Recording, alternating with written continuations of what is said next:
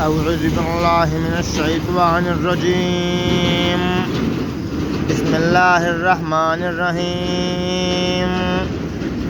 نبی کریم صلی اللہ علیہ وآلہ وسلم ارشاد مبارک دے کم سڑے چې د هر فرض مونځ نه وروستو آیت الکرسی ولولي نو الله تعالی به دې په جنت کې داخلوي.